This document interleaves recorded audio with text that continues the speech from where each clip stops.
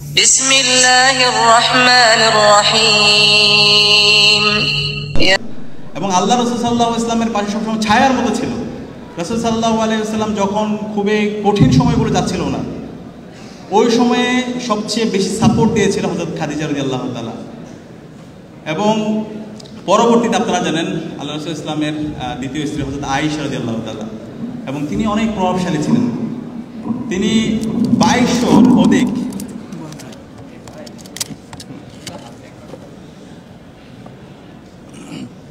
হযরত আয়েশা রাদিয়াল্লাহু তাআলা তিনি 2200-এর অধিক হাদিস বর্ণনা করেছে।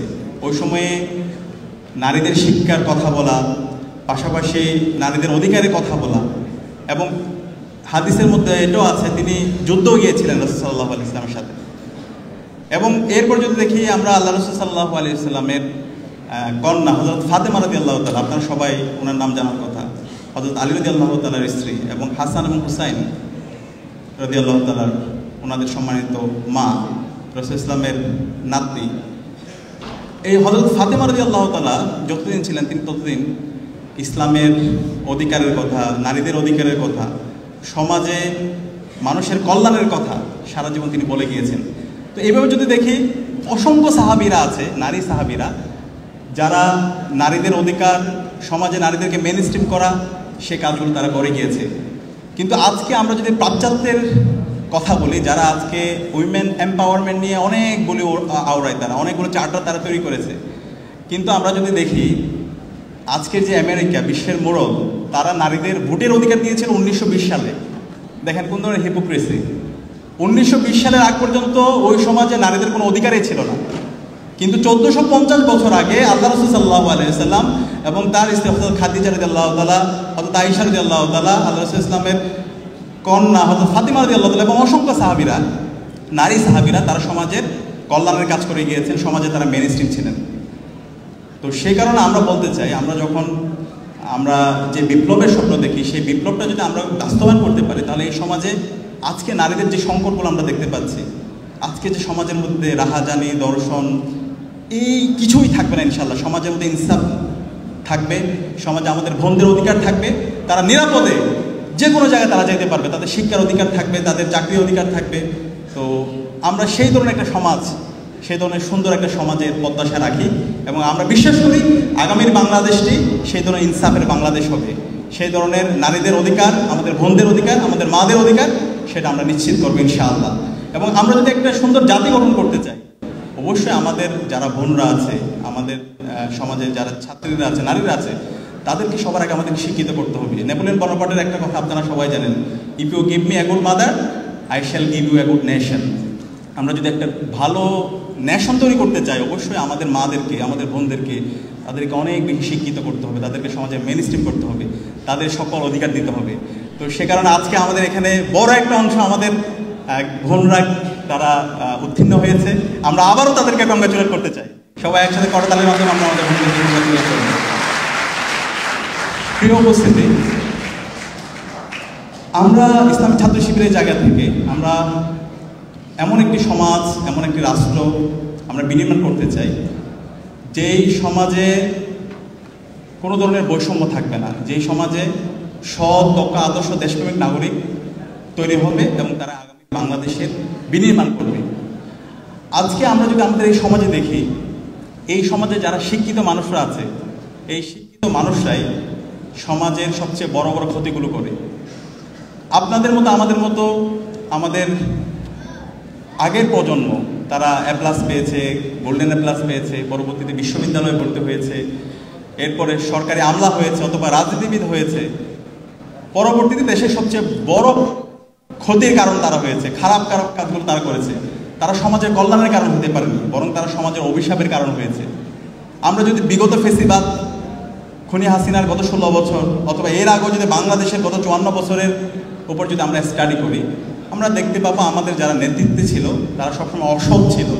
তারা দেশের স্বাধীনতা, সার্বভৌমত্ব, অখণ্ডতাকে রক্ষা না করে বরং এটাকে বিক্রি করে দিয়েছে। তারা বড় বড় পজিশনে গেছে, সরকারের বড় আমলা হয়েছে, বড় নেতৃত্ব গিয়েছে, কিন্তু বড় বড় দুর্নীতিবাজ হয়েছে। এবং সেই দুর্নীতির বিরুদ্ধে, সেই রাহাজানের বিরুদ্ধে, সেই বৈষম্যের বিরুদ্ধে এই 24-এ একটা বিপ্লব হয়েছে। এবং সেই বিপ্লবে, সেই জুলাই বিপ্লবে আজকে আমার সামনে যারা উপস্থিত আছেন আপনারা প্রত্যেকে একজন সহযোদ্ধা ছিলেন। এবং আমরা সবাই একসাথে জালেম হাসিনার বিরুদ্ধে আমরা সবাই ঐক্যবদ্ধভাবে আন্দোলন করেছি। আমাদের 2000 ভাই বোন শহীদ হয়েছে, 40,000 আমাদের ভাই বোন গাজী হয়েছে, এবং তাদের মাধ্যমে আজকে আমরা নতুন বাংলাদেশ পেয়েছি, আজকে আমরা আজাদি পেয়েছি। তো এখন এই নতুন বাংলাদেশটাকে যদি আমরা বিনির্মাণ করতে চাই, তাহলে আমাদেরকে সবার আগে যে কাজটা করতে হবে সেটা হচ্ছে নেতৃত্বের আমূল পরিবর্তন করতে হবে। আমি কি বোঝাতে পেরেছি? আমরা যদি আমাদের এই বাংলাদেশটাকে নতুনভাবে বিনির্মাণ করতে চাই, আমাদের শহীদদের যে আকাঙ্ক্ষা, সে আলোকে যদি আমরা নতুন বাংলাদেশ বিনির্মাণ করতে চাই, আমাদের এই নেতৃত্বের আমূল পরিবর্তন করতে হবে। গত 54 বছরে বাংলাদেশের যে নেতৃত্ব ছিল, যে বস্তাপচা নেতৃত্ব, যেই মোরাল ডিগ্রেডেশন সম্পন্ন লিডারশিপ, সেটাকে আমাদেরকে সমূল উৎপাদন করে নতুনভাবে সেখানে আমরা যারা সৎ, দক্ষ, আদর্শ দেশপ্রেমিক মানুষরা আছি, আমরা যারা জুলাইয়ের সহযোদ্ধা আছি, আমাদেরকে প্রস্তুত হইতে হবে। আমরা যদি প্রস্তুত না হইতে পারি তাহলে আবার আমাদের এই দেশ, আমাদের এই নেশন আবার ফেল করবে। তো সে কারণে আমরা যারা কৃতি শিক্ষার্থী ভাই এবং বোনরা আছে, আমাদেরকে এখন থেকেই সেই প্রস্তুতি আমাদেরকে নিতে হবে, সেই স্বপ্ন আমাদেরকে থাকতে হবে। আমি কয়েকজন মানুষের এক্সাম্পল আপনাদেরকে দেব, যে মানুষগুলো এই সমাজের কল্যাণের কারণ হতে পেরেছিল, যে মানুষগুলো সবাইকে অনেক বেশি আলোকিত করতে পেরেছিল। আপনাদের সবাই চেনার কথা, ইসলামী ছাত্র শিবিরের কেন্দ্রীয় সভাপতি, প্রথম যিনি কেন্দ্রীয় সভাপতি ইসলামী ছাত্র শিবির, যার হাত ধরে প্রতিষ্ঠা হয়েছে, শহীদ মীর কাশেম আলী। ওনার নাম কি আপনারা জানেন? শহীদ মীর কাশেম আলী, তিনি 1977 সালে 6 ফেব্রুয়ারি ইসলামী ছাত্র শিবির প্রতিষ্ঠা করেন। দেখেন, একজন মানুষ চাইলে কত কাজ করতে পারে। তিনি ইসলামী ছাত্র শিবিরের মতো এত বড় একটা সংগঠন প্রতিষ্ঠা করেছেন, সংগঠন প্রতিষ্ঠা করে সারা বাংলাদেশব্যাপী এই সংগঠনকে ছড়িয়ে দিয়েছেন। এবং এই সংগঠন গত প্রতিষ্ঠার পর থেকে এদেশের সৎ, দক্ষ, আদর্শ দেশপ্রেমিক নাগরিক তৈরি করার জন্য কাজ করে আসছে। দেশের সকল অন্যায় অবিচারের বিরুদ্ধে সবসময় ইসলামী ছাত্র শিবিরের প্রতিটি কর্মী কথা বলে আসছে এবং আগামীর বাংলাদেশের নেতৃত্ব তৈরির জন্য কাজ করে আসছে, আগামীর প্রজন্ম তৈরি করার জন্য কাজ করে আসছে। এই শহীদ মীর কাশেম আলী ইসলামী ছাত্র শিবিরের দায়িত্ব শেষ করার পরে তিনি এই সমাজে এমন এমন কাজ করছে যেটা পুরো সমাজকে আলোকিত করেছে। তিনি আজকে যে ইসলামী ব্যাংক আপনারা দেখতে পান, এই ইসলামী ব্যাংকের অন্যতম তিনি ফাউন্ডার ছিল। ওনার হাত ধরে এই যে ব্যাংকিং ব্যবস্থার যে একটা বিপ্লব হওয়া, সেটা শহীদ মীর কাশেম আলীর হাত ধরে হয়েছিল। বাংলাদেশে যে অসংখ্য প্রাইভেট প্রতিষ্ঠান দেখতে পান, এই প্রাইভেট প্রতিষ্ঠানগুলো যে এক্সপ্লোর করা, সেগুলো মীর কাশেম আলী ভাইয়ের হাত ধরে তৈরি হয়েছে। আজকে যে বাংলাদেশের যে ট্যুরিজম সেক্টর যে এক্সপ্লোর হওয়া, আজকে যে আপনারা অনেকে সেন্ট মার্টিনে গিয়েছেন, এই যে কক্সবাজার থেকে সেন্ট মার্টিনে যাওয়ার এই যে শিপগুলো, এগুলো সব ওনার আইডিয়া। ওনারাই প্রথম এই শিপগুলো নিয়ে আসা এবং এই ট্যুরিজম সেক্টরটাকে আরও এক্সপ্লোর করা, সেটা ওনাদের হাত ধরে তৈরি হয়েছে। আজকে যে ইবনে সিনা হাসপাতাল দেখতে পান এবং অসংখ্য এরকম প্রাইভেট হাসপাতাল, সেগুলো ওনাদের হাত ধরে তৈরি হয়েছে। আজকে যে আপনার অনেকগুলো শিক্ষা প্রতিষ্ঠান, প্রাইভেট বিশ্ববিদ্যালয়, স্কুল, কলেজ, এই প্রতিষ্ঠানগুলো ওনাদের হাত ধরে তৈরি হয়েছে। এবং সারা বিশ্বের যত ধরনের বড় বড় থিঙ্ক ট্যাঙ্ক প্রতিষ্ঠানগুলো আছে এবং বাংলাদেশে যে বড় বড় থিঙ্ক ট্যাঙ্ক প্রতিষ্ঠানগুলো আছে, সেগুলো শহীদ মীর কাশেম আলী ভাইদের হাত ধরে তৈরি হয়েছে। এবং একই সাথে আপনি যদি পার্বত্য এলাকায় যান, সেটা খাগড়াছড়িতে যান, রাঙ্গামাটিতে যান, বান্দরবনে যান, ওই এলাকার দুর্গম এলাকার যারা উপজাতি আছে, চাকমা, মারমা, ত্রিপুরা, রাকায়ন, ওই মানুষদের জন্য ওনারা কাজ করে গেছে। ওখানে হাসপাতাল করেছে, স্কুল করেছে, ওখানকার মানুষের কর্মসংস্থানের জন্য অসংখ্য ছোট ছোট প্রজেক্ট হাতে নিয়েছে। তো দেখেন, একজন মানুষ চাইলে কত কাজ করতে পারে। তারা একজন মানুষ ছিল না, তারা এক একজন ব্যক্তি, এক একটা প্রতিষ্ঠান হয়ে গিয়েছিল। এবং সারা জীবন দেশের স্বাধীনতা, সার্বভৌমত্ব, অখণ্ডতার জন্য ওনারা কাজ করে গিয়েছে। এবং বিগত ফ্যাসিস্ট খুনি হাসিনা ওনাদেরকে যখন দেখছে তারা দেশের স্বাধীনতা, সার্বভৌমত্ব, অখণ্ডতার প্রশ্নে আপোষহীন এবং আগামীর প্রজন্ম তৈরি করার জন্য তারা সবসময় কাজ করে যাচ্ছে, সুতরাং তাদেরকে হত্যা করতে হবে। তাদের বিরুদ্ধে মিথ্যা প্রপাগান্ডা, মিথ্যা অভিযোগ নিয়ে এসে শহীদ মীর কাশেম আলীকে অন্যায়ভাবে শহীদ করা হয়, ফাঁসি দেওয়া হয়। কিন্তু আজকে পুরো প্রজন্ম তাদেরকে শ্রদ্ধার সাথে স্মরণ করছে। আমি আরেকজন মানুষের কথা বলি, দেখেন আল্লামা দেলোয়ার হোসেন সাঈদী, ওনার নাম কি আপনারা জানেন? আল্লামা দেলোয়ার হোসেন সাঈদী সারাটা জীবন তিনি ইনসাফের কথা বলে গেছেন, সারাটা জীবন তিনি স্টোরি টেলিং করেছেন, যেখানে গিয়েছেন দাওয়াতের কথা বলেছেন, কল্যাণের দিকে মানুষদেরকে ডেকেছেন। যখন খুনি হাসিনা দেখলো হচ্ছে ওনাকে কোনোভাবে কম্প্রোমাইজ করা যাবে না, তখন আল্লামা দেলোয়ার হোসেন সাঈদীকে অনেক দিন ধরে ওনাকে মিথ্যা মামলায় ওনাকে আবদ্ধ করে রাখা হয়েছিল। পরবর্তীতে ওনাকে মেডিকেল কিলিংয়ের মাধ্যমে ওনাকে হত্যা করা হয়েছে। কিন্তু আজকে পুরো প্রজন্ম মাওলানা দেলাওয়ার হোসেন সাঈদীকে শ্রদ্ধার সাথে স্মরণ করছে। কিন্তু দেখেন ফ্যাসিস্ট হাসিনা গত 16 বছরে এবং তার যারা আমলা, তার যারা রাজনৈতিক দলের, তাদেরও তো অনেক ক্ষমতা ছিল, কিন্তু আমরা কি তাদেরকে স্মরণ করছি? হ্যাঁ, আমরা তাদেরকে স্মরণ করছি অভিশাপের সাথে। পুরো জাতি তাদেরকে আজকে অভিশাপ দিচ্ছে। তারা আমাদের এই দেশকে একটা জাহান্নাম বানিয়েছে, বাংলাদেশের সকল সম্ভাবনাকে নষ্ট করে দিয়েছে, আমাদের হাজার হাজার কোটি টাকা এখান থেকে লোপাট করেছে। বাংলাদেশের পুরো প্রজন্মকে তারা তাদের নৈতিক অধঃপতনের জন্য যত ধরনের আয়োজন দরকার সেই আয়োজনগুলো তারা করেছিল। এবং এই জুলাইয়ে আমাদের 2000-এর অধিক ভাই বোনদেরকে শহীদ করেছে, 40,000 আমাদের ভাই বোন পঙ্গু হয়েছে এবং এক পর্যায়ে দেশ থেকে পালিয়েছে এবং পুরো জাতি তাদেরকে অভিশাপ দিচ্ছে। তো সুতরাং এতগুলো কথা বলার মূল কারণ হচ্ছে, প্রিয় কৃতি শিক্ষার্থী ভাই বোনেরা, আমরা যতদিন বাঁচব ততদিন এই সমাজের আমরা কল্যাণের কারণ হব, সোর্স অফ বেনিফিটের কারণ হব, সোর্স অফ গুড ডিডসের কারণ হব। আমরা কি পারবো? ইনশাআল্লাহ। আমাদের এই সমাজে বেঁচে থাকাটা কল্যাণের কারণ হবে। আমাদের এই সমাজে বেঁচে থাকার মাধ্যমে মানুষ অনেক অনেক কল্যাণ পাবে, সদকা জারিয়ার কারণ হবো আমরা চলে যাব, কিন্তু আমাদের পরবর্তী প্রজন্ম আমাদেরকে শ্রদ্ধার সাথে স্মরণ করবে। আমরা এমন এমন কাজ করে যাব। এই জন্য আল্লাহ তাআলা আমাদেরকে এই দুনিয়ায় পাঠিয়েছেন। আমাদের দুনিয়ায় পাঠানোর মূল উদ্দেশ্য হচ্ছে এটাই, মানুষের জন্য কাজ করে যাওয়া, মানবতার জন্য কাজ করে যাওয়া, সদকা জারিয়ার কাজ করে যাওয়া। তো সেই কারণে আজকে আমরা যারা উত্তীর্ণ হয়েছি, সামনে আমরা এখান থেকে অনেকে বিশ্ববিদ্যালয়ের শিক্ষক হব, সরকারি আমলা হব, রাজনীতিবিদ হব, ডাক্তার হব। আমি যাই হই না কেন, আমার নিয়ত থাকবে আমি যাই হই আমি সবসময় মানবতার কল্যাণ করব, আমি এই জাতির কল্যাণ করব, আমি দেশের স্বাধীনতা, সার্বভৌমত্ব, অখণ্ডতার জন্য আমি আজীবন কাজ করে যাব। এইভাবে যদি আপনি নিয়ত করতে পারেন, আপনার নিয়তটা যদি পরিশুদ্ধ হয়, তাহলে আপনি যাই করেন, আপনি সফল হন আর না হন, কিন্তু আল্লাহ তাআলা আপনার এই যে নিয়াত, আপনার যে source of good deed, source of বেনিফিটের যে নিয়াত, সেটাকে আল্লাহ তাআলা কবুল করে নেবে। আমরা কি পারবো? ইনশাআল্লাহ।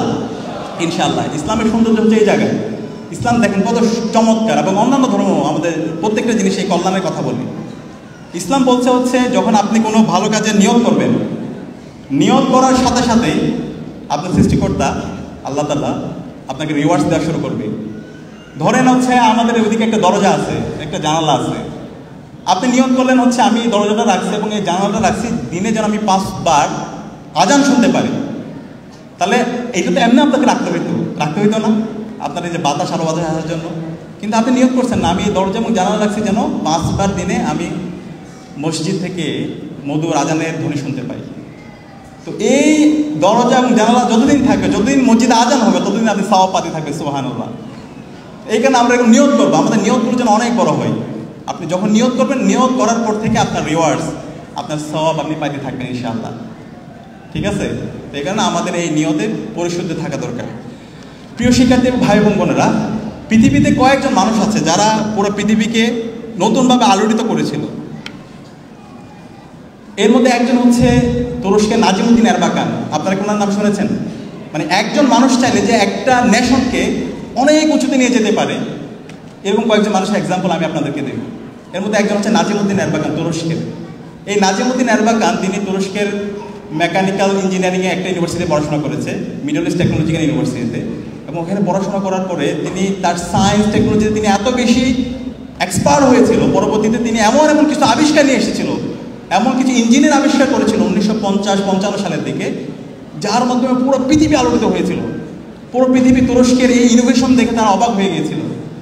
এবং তুরস্কের রাষ্ট্রে এই নাজিমুদ্দিন এরবাকানের উপর ভিত্তি করে পরবর্তীতে আজকের যে তুরস্ক, আজকের যে এরদোয়ানকে দেখতে পান, আজকে যে তুরস্কের যে সায়েন্স টেকনোলজিতে ডেভেলপ করা, আজকে যে তুরস্কের ইকোনমিতে ডেভেলপ করা এবং তুরস্কে মুসলিম বিশ্বগুলোতে নেতৃত্ব দেওয়া, এই সব কিছু নাজিমুদ্দিন এরবাকানের হাত ধরে তৈরি হয়েছে। তো এই কারণে আমাদের এই বাংলাদেশটাকে যদি আমরা উচ্চ আসনে নিয়ে যেতে চাই, তাহলে আমাদের এরকম নাজিমুদ্দিন এরবাকানদের মতো আমাদের এরকম বিজ্ঞানীদের দরকার। বিংশ শতাব্দীতে একজন মানুষ পুরো দুনিয়া আলোচিত করেছিল, এর মধ্যে ওনার নাম হচ্ছে একজন ইমাম হাসানুল বান্না। ইমাম হাসানুল বান্না মাত্র 22 বছর বয়সে ইখওয়ানুল মুসলিমিন নামে একটা প্ল্যাটফর্ম করেছিল, এবং এই প্ল্যাটফর্মের মাধ্যমে পুরো পৃথিবী, পুরো মুসলিম বিশ্ব, মিডল ইস্ট, আফ্রিকা অনেক বেশি আলোড়িত হয়েছিল। তো সে কারণে এই ইমাম হাসানুল বান্না, সাইয়েদ কুতুব, নাজিমুদ্দিন এরবাকান, বদিউজ্জামান সাইয়েদ নুরসি, এই ধরনের সাহিত্যিক, বুদ্ধিজীবী, বিজ্ঞানী, আমরা যারা এখানে কৃতি শিক্ষার্থী আছি আমাদের মধ্যে থেকে হইতে হবে। আমরা যদি এরকম হইতে পারি তাহলে আমাদের যে আকাঙ্ক্ষা, আমাদের যে স্বপ্নের বাংলাদেশ, সেই স্বপ্নের বাংলাদেশ বিনির্মাণ করা। আপনাদের কয়েকটা অনুরোধ করবো, আমরা যারা কৃতি শিক্ষার্থীরা আছি আমরা যদি সফল হতে চাই আমাদের কয়েকটা বিষয় সবসময় মাথায় রাখতে হবে। আমাদের মন থেকে বিশ্বাস করতে হবে যে আমরা পারবো, বি পজিটিভ, মন থেকে বিশ্বাস করতে হবে যে আমি পারবো। এখানে আপনারা যারা আছেন, আজকে যারা এসএসসি দাখিল পরীক্ষায় আপনারা ভালো রেজাল্ট করেছেন, A+ পেয়েছেন, সামনে আপনাদের অনেক লম্বা জার্নি, সামনে আপনাদের ইন্টারমিডিয়েট পরীক্ষা, এরপর হচ্ছে বিশ্ববিদ্যালয় ভর্তি যুদ্ধ, তারপর চাকরি। কিন্তু বিশ্বাস করতে হবে যে এখানে আপনারা যারা আছেন এখানকার আপনারাই আগামীতে ঢাকা বিশ্ববিদ্যালয়, বুয়েট, মেডিকেল সহ বাংলাদেশের বড় বড় যে প্রতিষ্ঠানগুলো আছে সেই প্রতিষ্ঠানগুলোতে ভালো একটা সাবজেক্টে আপনি ভর্তি হবেন। এখানে মন থেকে বলছে কে একটু হাত তুলতে দেখি যে বুয়েটে এই যে ভয় পাচ্ছে, আপনারা যদি এখন থেকে ভয় পান, আপনারা এই গোল্ডেন A+ পেয়েছেন, A+ পেয়েছেন, আপনারা যদি ভয় পান তাহলে কেমন হবে? এটা 2 হাত একসাথে তোলেন। মন থেকে যদি বলে আপনাদের প্রত্যেকের পক্ষে বাংলাদেশের বড় বড় প্রতিষ্ঠানগুলোতে পাওয়া সম্ভব ইনশাআল্লাহ। আল্লাহ তাআলা এই হাতগুলোকে কবুল করে নিক, আল্লাহুম্মা আমিন। 2 নম্বর হচ্ছে এই যে সফল হওয়ার জন্য আমাদেরকে অনেক বেশি গ্রেটফুল হইতে হবে, যেটা আমাদের বক্তারা অনেক বেশি বলেছেন। বি গ্রেটফুল টু অলমাইটি সুবহানাহু ওয়া তাআলা। আমাদের সৃষ্টিকর্তার প্রতি অনেক বেশি কৃতজ্ঞ হইতে হবে। আমরা যদি মুসলমান হই আমাদের আল্লাহর প্রতি অনেক বেশি কৃতজ্ঞ হইতে হবে। আল্লাহর কাছে আমাদেরকে বলতে হবে, 5 ওয়াক্ত নামাজ আমাদের কাছে বলতে হবে, এবং যদি পারি মাঝে মধ্যে একটু নফল ইবাদত করা, শেষ সাথে কিয়ামুল লাইল করা, তাহাজ্জুদ নামাজে গিয়ে আল্লাহর কাছে বলা।